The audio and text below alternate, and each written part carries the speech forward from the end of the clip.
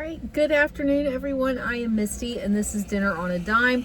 And I know this is a weird place to record a video for you. I'm off center, the whole 9 yards, but I am here waiting for my son to get off of the bus, and I am way early, and so I'm just going to go ahead and record a video for you while I am sitting here waiting on him to show up before I take him to karate. So today's video is going to revolve around 10 ways that I keep my grocery budget to $100 a week or less for a family of 4. Okay, so there's lots of different tips and tricks that I utilize in my home in order to keep my grocery budget as low as I do. And if I think of any others as we go through this video, I will try to bring those up for you as well, okay? The first one is trying to only cook with what I already have on hand, okay? It changes the way you shop over time when you are shopping what you have at home first. Okay, by shopping what I have at home first, I don't necessarily need to pick up a whole lot of stuff at the grocery store. And so that allows me to shift the way I shop more into a sales strategy or a clearance strategy versus here is a long list of things that I have to have in order to make it through the week. So I am always looking for ways to cook with what I have first, and that includes substituting with what I have first. Instead of running to the store and getting other ingredients, can I substitute something that I already have at home? I've already got it in my fridge, in my pantry, in my freezer. And so by cooking the way I do, I consider my pantry and my freezer ingredient based. I don't consider it to be very stocked with like convenience type foods or snack foods. It is much more an ingredient based way of life. And then I just get to go shopping at home. I get to go shop my shelves. And that is one of my kids' favorite things. They used to complain like, man, I don't like living in an ingredient household because there's no chips or there's no this or there's no cookies or whatever on the shelf. But they have learned the value of what I've been building and what I've been doing. And so I think that's a great skill that I'll be able to pass on to them later. So number one is I always am going to cook with what I have on hand first, because I've already purchased it at the lowest price point I could find it. So it saved me a ton of money versus waiting and buying it at a higher price. Okay, number 2 is best deal shopping. So I touched on that a little bit, but I'm gonna touch on it further in this one. So number 1, I know my price points, okay? I know when I should be stocking up on an item because I've been tracking. You can track on paper, in your phone, in your mind if you're good at doing it that way. Tracking your prices over time so that you can see where is that price point that I'm okay to go ahead and stock up on this long term. Okay, I shop my loss leaders and my clearance. That's number 2. I promise you 90% of what I have in my house was either bought because it was on sale as a loss leader item or as a clearance item that I stocked up on, okay? That is the bulk of the way that I do it. Next is I bulk buy when it makes sense. That's the 3rd step under best deal shopping. Hold on just a second. Guys, I'm back. Okay, so someone was having a conversation right outside my car and I didn't want to capture their whole conversation for YouTube, right? Okay, so bulk buying when it makes sense. So if I go to my bulk buy store and I find an amazing deal that is way cheaper than I can get it individually at my regular grocery store, then I will go ahead and stock up on it that way. I'm just careful that I'm not bulk buying things that either I don't normally buy or that I'm already stocked up on, okay? Then I utilize what I make. So what do I mean by utilize what I make? Oh, sorry, I skipped a line. That's in the next one. Hold on. And stock up based on money, okay? I'm stocking up based on the price. So I need to be paying attention to the unit price. I need to be paying attention to brand versus generic. Anything that tells me, am I getting the best deal on that item, okay? Number 3, I batch cook ingredients and meals. Okay, I will spend an afternoon doing this or a whole day on a Saturday or Sunday doing this. And I'm happy doing it because I know how far down the road it's going to get me. Okay, so to give you an example, it actually came up in my Facebook memories the other day that I had done a a big batch cooking day, okay? And what was great about it is that I still have some of those ingredients already prepped up and in my freezer. Okay, so even here we are a year later, I still have some of that I'm working with. It's not going bad in my freezer, okay? It's perfectly fine in my freezer. I've never once, like I said, I think I've maybe one time pulled meat out of my freezer that it smelled off or looked strange. I very, very, very rarely have a problem with anything that I preserve or save in the freezer or anything like that. So I make sure that I utilize what I make. So if I make broth, can I freeze it and save it to use later? If I have leftovers, can I, if it's like a leftover meal, can I save that meal and then pull it out for lunch one day? If it's only like a partial thing, like I had one chicken breast left, can I shred it up and save it and then I can pull it out and make something with it later? I freeze food like crazy, okay? If I am not going to get to something in time and I can freeze it, I freeze it. And it makes your future meals easier. Anything you can bulk prep up front is going to help make things easier down the road, okay? So a couple of examples of bulk prep days. I have made meatballs, like a ton of meatballs, and just frozen them in packages of like 12 so I can pull them out for different meals. I have browned hamburger meat and froze it that way. I have roasted chicken and then pulled it all off the bones and put it in the freezer that way. So things that I can prep ahead that I can pull out and make meals with later. And learning to cook this way also helps you avoid waste because you learn to save those smaller portions and put them away for later. And it helps reduce that tendency to go for a fast food night, okay? Because you already have things prepped and ready to go in the freezer and you can pull it out and just layer it together or throw it in the oven, whatever your need may be. And so a good example on this one is I like to prep ahead at least 3 freezer meals and have them in my freezer. So if I'm having a really bad night or I get home late or whatever the case may be, I can just pull out my own homemade lasagna. I can throw it in the oven, and when it's done, great, cool, we have dinner. And I guarantee you it's gonna be way more tasty than if I gave up and called DoorDash and had them deliver something. Okay, number 4 is I like to challenge myself at least 1 to 2 times a year. So that could be a pantry challenge, a freezer clean out challenge, a no spend challenge. It can be okay, we're gonna only spend $50 a week on groceries for 2 months. Whatever the case may be, I like to try to stretch myself and challenge myself at least 1 to 2 times per year. And so if you're doing low or no spend, just remember you've got to set rules for yourself and then you have to stick with those rules, okay?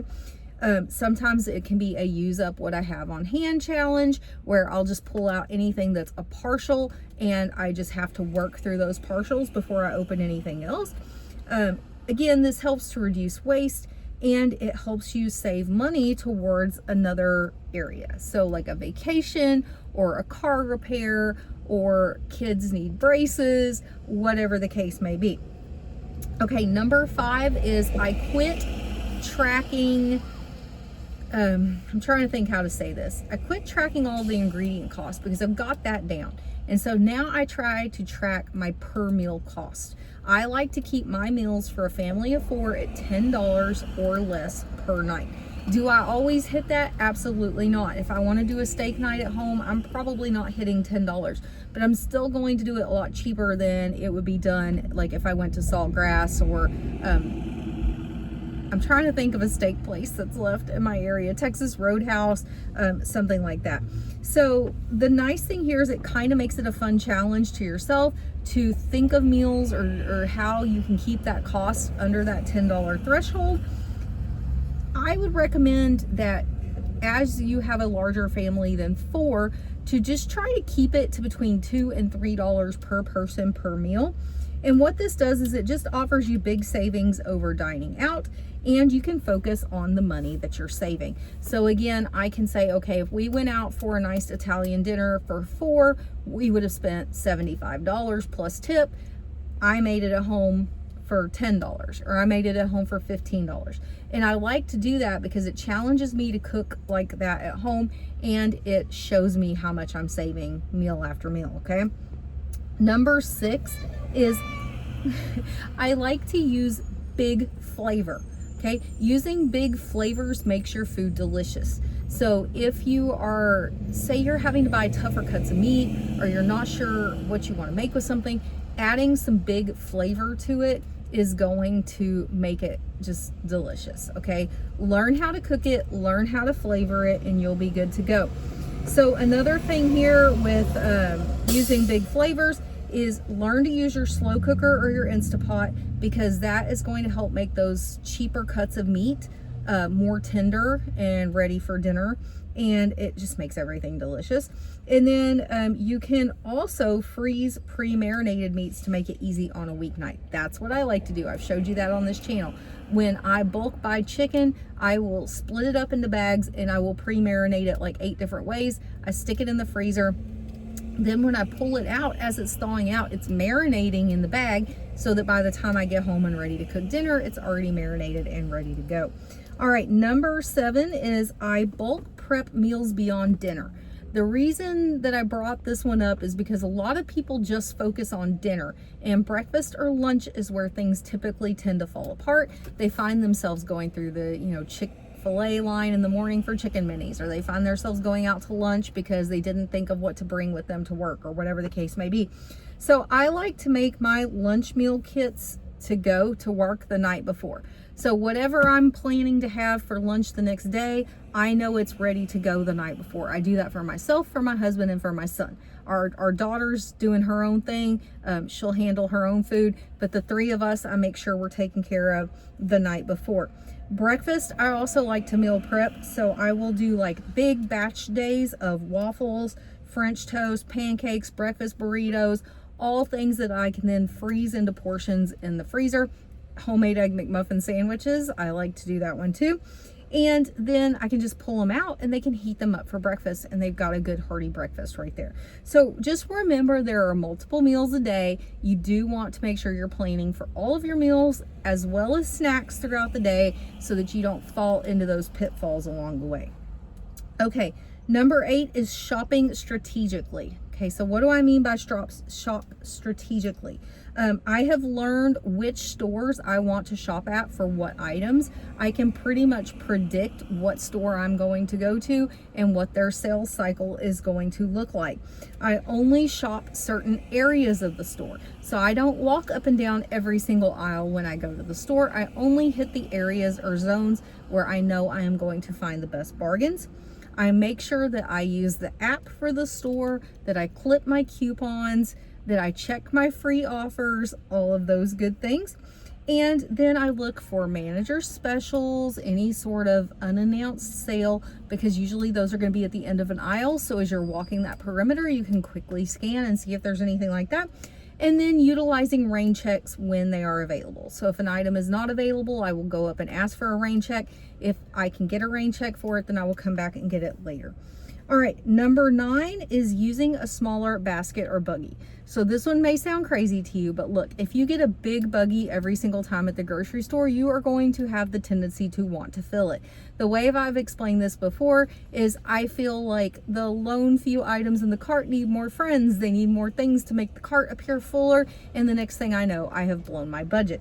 So I like to, instead of getting the large cart, I like to get like the half-size carts, or I will just get a handheld cart, because it really does limit how much I can buy at any one given time. It also helps to remind you that you didn't need much. You didn't come to the store for a whole huge buggy of stuff. You came to the store for a few things, and so you need to mentally remind yourself that, hey, we're only here for a limited amount of things. And then it limits that need to mentally fill it up. Okay, that's a mind trick a lot of people suffer from, is that mentality to want to fill it up. And I know firsthand, and it's funny because my daughter said she's the same way. And I don't know if it's like a ADHD type of thing a little bit, or if it's just the need to want to do that. I'm not sure. All right, number 10 is I always shop with a list and a purpose. Okay, I don't ever just go to the store and start filling up my buggy full of stuff, because if I do, then I end up not having the ingredients I needed in the end anyways, and then I'm right back in the store. So I have to know what's my purpose of the shopping trip and what is it that I need to buy while I'm here. Then I try to avoid distractions while I'm in the store. I purposely will like put on my blinders, and usually I'm playing a podcast. That way I can just focus on here's what I need to get in and get done, and then I can get out of the store. I will try to shop alone when I can. Now, sometimes I have a kid with me or a spouse with me or my mom with me, but for the most part, I try to do my shopping alone so that there's not that tendency to be like, hey mom, can we get this? Hey babe, can we go ahead and pick up this? Nope, I'm the one doing the shopping, and I stay on task. I know before I go what deals I'm looking for. So every Tuesday I get on in the morning or in the afternoon and I look at the ad previews that start on Wednesday. I make out my list of what I think are going to be good deals. Then I research them. Are they really good deals, or do I need to mark them off my list? So I know before I go exactly what it is that I'm going to buy. And then I stick to the budget that I set pretty well. Okay, pretty well.